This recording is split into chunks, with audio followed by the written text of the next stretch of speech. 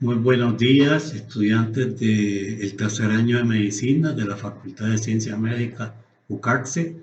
El día de hoy vamos a tratar el sexto tema o sexta sesión sobre lo que es la profilaxis en antibiótico o el uso de profilaxis de antibiótico en el área quirúrgica. El objetivo principal de esto es tratar de reducir el riesgo de infección del herido operatorio. Estas indicaciones se trata principalmente en cirugías de carácter limpia o limpias contaminadas, también en aquellos casos en los cuales se va a implantar material protésico, como es por ejemplo en el área de ortopedia o algún tipo de válvulas cardíacas en el área de los ventrículos o de las aurículas. También en sospechas de infección grave del herido operatorio en aquellos pacientes que van a ser candidatos o son inmunodeprimidos o que tienen comorbilidad y esperamos nosotros una alta incidencia de infección. Todo esto es para tratar tanto la flora endógena como patógena que pueda o exógena que pueda incluirse dentro del sistema. Los principios fundamentales es utilizar el nivel plasmático útil del antibiótico y siempre utilizarlo media hora antes de la cirugía. Una profilaxis antibiótico adecuada es la prevención para las piedras de infección del sitio quirúrgico y evita las infecciones vinculadas a la cirugía. Todo esto está indicado con cirugías de mayor riesgo de infección, ¿verdad?, de grado 2 en adelante según la clasificación internacional, pero que puede llegar a desarrollar una complicación grave. ¿Cuáles serían los principios generales de la profilaxis antimicrobiana? Uno, la elección de los antimicrobianos de acuerdo a la zona donde se va a trabajar, que son más frecuentes. Dos, la administración del antibiótico adecuado antes de iniciar el procedimiento quirúrgico para que alcance niveles tisulares o concentraciones inhibitorias mínimas altas en el momento mismo de la incisión y durante la cirugía. Y lo otro término es que como es profilaxis, no para tratamiento, normalmente se debe retirar el antibiótico 24 a 48 horas después de terminada la cirugía. Esto es parte precisamente de lo que nosotros debemos tomar en cuenta en el momento de elegir el antibiótico adecuado. Podemos decir que existe o no el antibiótico ideal de acuerdo al procedimiento que vamos a hacer. Hay 10 criterios que pueden señalarse en este tema. Uno, que tenga una acción selectiva y potente o alta. Dos, que sea bactericida. Tres, que en los fluidos y exudados que se va a trabajar se tenga concentraciones útiles para poder defenderse de la infección que va a tener. No perturbar las defensas propias del organismo, que nos haga un barrido completo de los enteropatógenos normales que nosotros tenemos. Tener un índice quimioterapéutico sin producir reacciones adversas. Este punto 5 es muy difícil de completar, ya que todo fármaco siempre va a tener reacciones colaterales o nos va a producir siempre algún trastorno en la administración de él. No producir alergias, que serían los antibióticos ideales. No producir resistencia bacteriana. Recordemos que después de las 48 horas debemos de retirarlo para que la flora normal trate de restituirse dentro del área donde vamos a tratar. Y dentro de la farmacocinética o farmacodinámica, óptima absorción, distribución, destino y excreción con buenos niveles bactericidas. Y que sea efectivo por todas las vías administradas, que no lo cumplen todos los antibióticos. Algunos solo los podemos administrar por vía oral o vía intravenosa. Y poder tener acceso en grandes cantidades en el momento en que lo vamos a necesitar. Debe de tener menor toxicidad que otros antibióticos y una de las características difíciles de cumplir, que sea económico.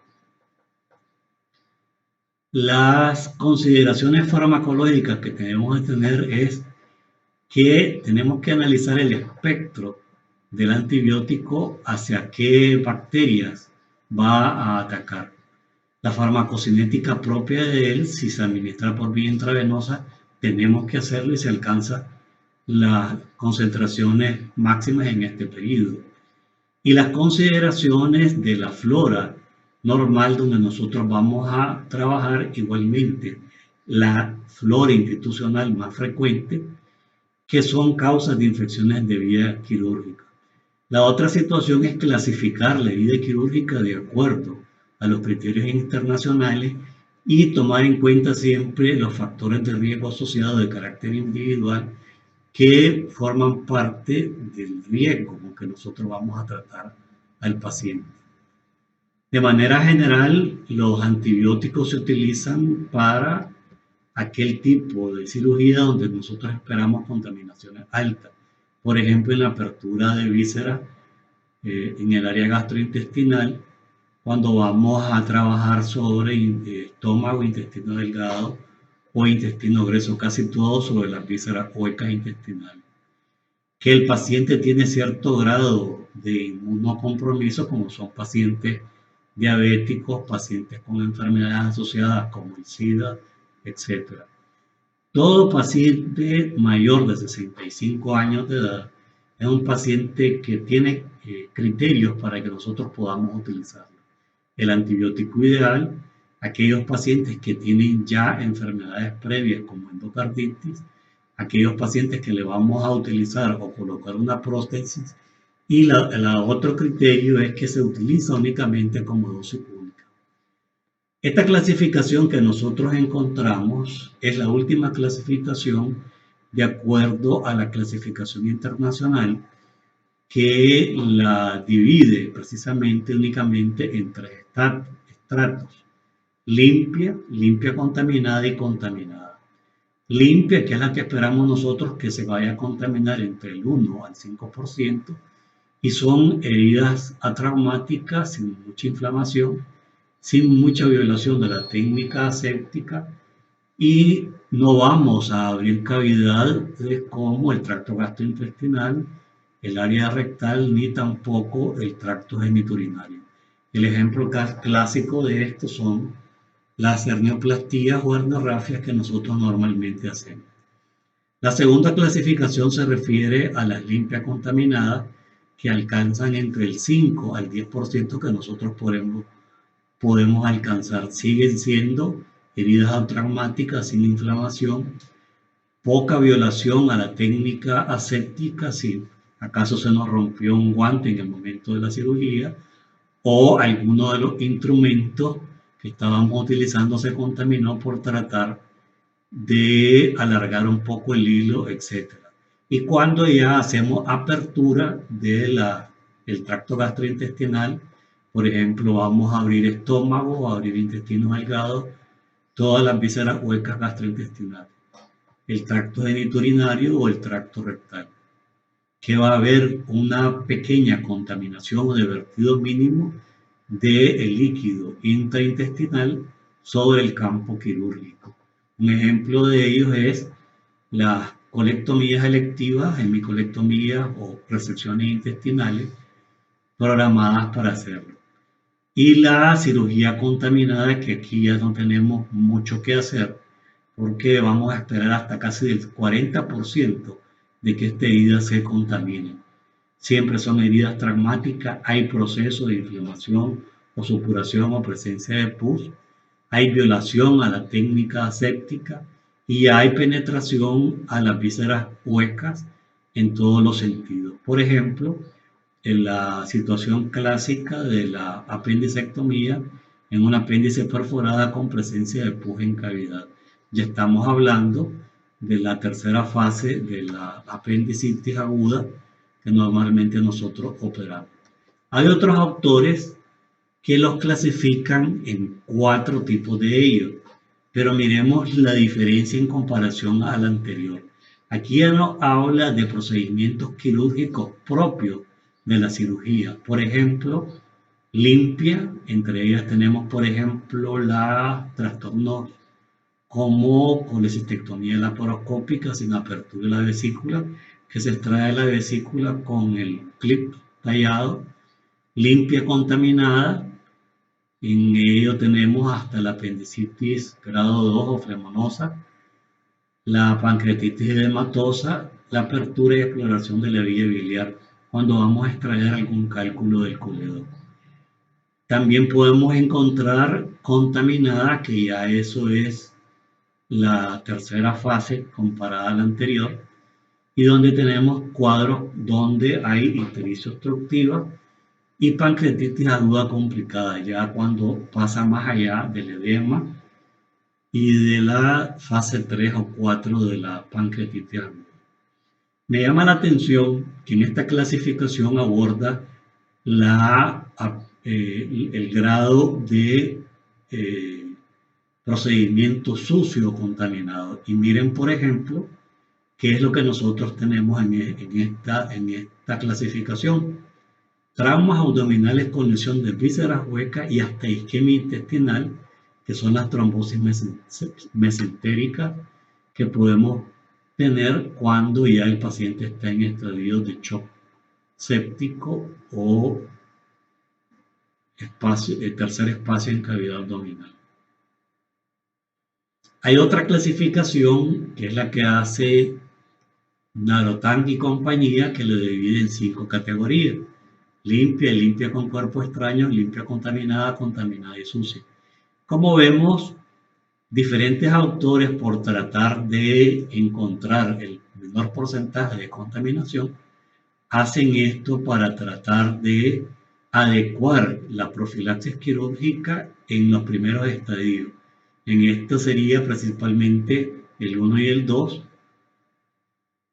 Estos colaboradores, por ejemplo, que utilizaron antibióticos en 4.500 neurocirugías, miren qué interesante que disminuyeron la cranectomía limpia sin implante con un porcentaje significativo de 9.7 a 5.8 con profilaxis.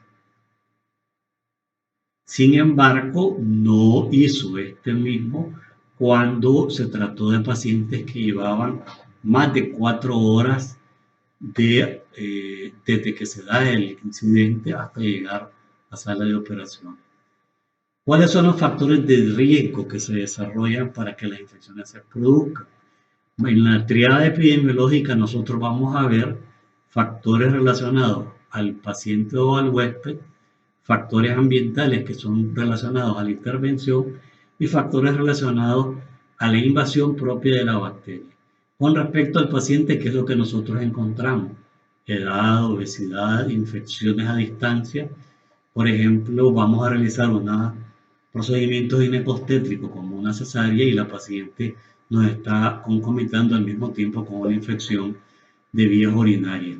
Aquellos pacientes que tienen comorbilidades como diabetes, desnutrición, cirrosis, etc. Aquellos pacientes desnutridos, ¿verdad?, donde las heridas quirúrgicas son muy difíciles de cerrar, y aquellos pacientes que tienen compromiso inmunológico de por sí. Con respecto a la intervención propia del medio ambiente, tiene que ver la duración de la intervención. Se dice que aquellas cirugías que duran más de 1 hora y que la mayor parte de ellas son hechas durante el periodo de emergencia, el periodo nocturno de los hospitales, tienen un mayor porcentaje de infección. El grado de urgencia de la intervención quirúrgica, entre menos sea el lapso de tiempo que nosotros esperemos para operar al paciente, menor va a ser el grado de infección que va a tener. Se han hecho estudios en los cuales en algunos hospitales se ha visto que hay quirófanos donde la incidencia de infección de la herida operatoria es mayor, pero se da principalmente por el uso o el abuso de romper con las medidas de asepsia y antisepsia, o también porque son aquellos quirófanos que se utilizan más en procedimientos contaminados. Aquellos pacientes que reciben transfusiones masivas con más del 50% del volumen, que también son pacientes de riesgo. Con respecto a la técnica quirúrgica, se menciona que hay hospitales donde se puede llegar a identificar hasta el cirujano al cual se le infectan malas heridas. Ya mencionábamos la asepsia, no realizar una hemostasia correcta, el abuso de los electrocauterios, la presencia de cuerpos extraños, dejar espacios muertos, no ir cerrando espacio por espacio, sino que de un solo golpe. Y el hecho de colocar drenajes cuando no son necesarios, porque los drenos, tanto como fluyen hacia afuera, también fluyen hacia adentro. Con respecto al medio ambiente y el área hospitalaria, tiene que ver mucho la estancia preoperatoria prolongada. Cuando nosotros ingresamos pacientes 48, 72 horas después de llevar a un procedimiento, el hecho o concepto de cama caliente, que aquella cama no se le da el lapso de 24 horas para hacer las limpiezas adecuadas, el cambio de material dentro de ella, etc. Salas que tienen situaciones especiales, incluso nosotros llegamos a hablar de que los pacientes infectados deben de estar aparte completamente de los pacientes que no lo están. Tiene que ver mucho también la invasión de personal que no trabaja en el hospital, como son los familiares, etcétera. A la hora de la visita, donde ustedes ven que se introduce cantidad de alimentos externos hacia el área hospitalaria y que además del esposo o la esposa están los hijos y todos los familiares tratando de introducirse al área hospitalaria. Y la falta de asepsia al realizar las curaciones, utilizar soluciones que no son adecuadas. Aquí dejaríamos la segunda parte de la presentación, que tiene que ver mucho por qué es que la infección se traslada de un paciente a otro, o tenemos nosotros contaminaciones nosocomiales en determinados cuartos o en determinadas áreas de mayor incidencia. Gracias por la atención prestada y esperemos continuar próximamente.